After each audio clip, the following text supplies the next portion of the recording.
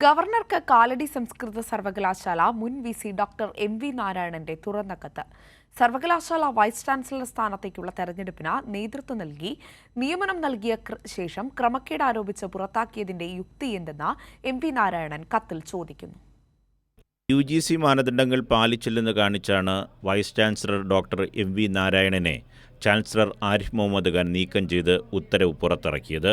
ഗവർണറുടെ ഉത്തരവ് മറികടക്കാൻ ഹൈക്കോടതിയും വിസമ്മതിച്ചതോടെ മാർച്ച് 21-ന് VC പദവി അദ്ദേഹം ഒഴിഞ്ഞു. ഈ വിഷയത്തിലാണ് എം.വി. നാരായണൻ ഗവർണർക്ക് തുറന്ന കത്ത് നൽകുന്നത്.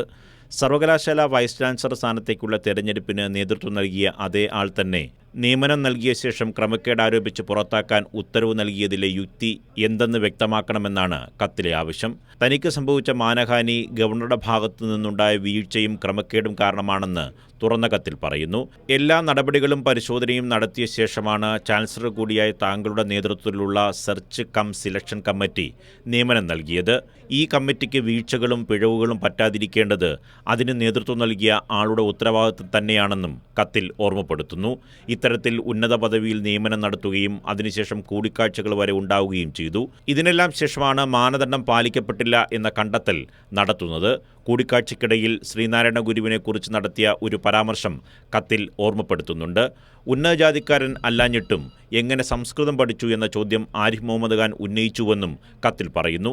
കൈരളി ന്യൂസ്, തിരുവനന്തപുരം.